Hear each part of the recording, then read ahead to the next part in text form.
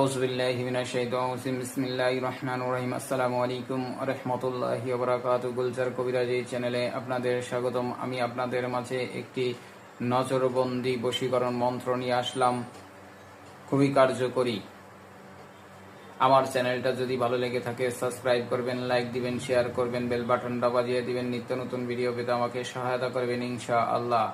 আমার একটি Facebook page আছে গুলজার কবিরাজি, পেজটা ফলো দিবেন।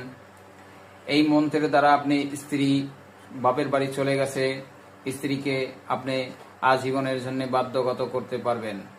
আপনার স্বামীকে আজীবনের জন্য বাধ্যগত করতে পারবেন, প্রেমিকাকে বাধ্যগত করতে পারবেন আজীবনের জন্য।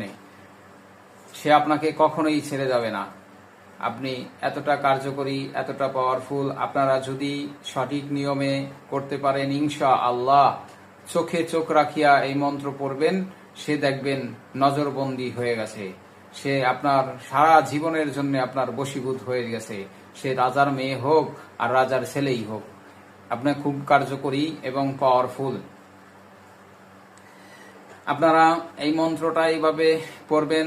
2 চোখে চাইলাম, 4 চোখে বন্দনা করিলাম, রক্তের খলাখল বিদ্যুৎ দ্বারা তাই দিয়া বন্দনা করিলাম, ফলনার নয়নতারা সার সার সার, বাপমার আশা সার, পাড়ার প্রতিবেশী সার, স্বামীর ঘর গৃহ সার, আমারে সারিয়া যদি অন্য কোথাও যাস, দোহাই লাগে ঈশ্বর মহাদেবের মাথা খাস। এভাবে পড়বেন।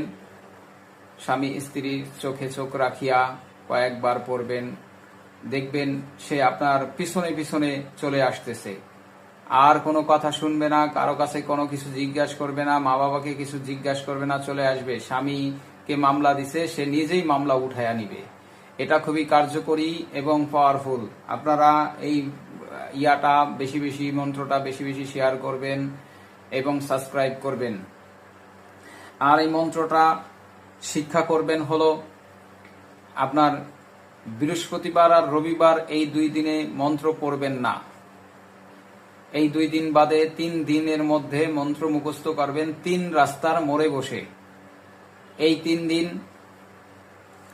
কোনো মাছ মাংস খাবেন না, ডিম খাবেন না, শুধু নিরামিষ দিয়ে ভাত খাবেন।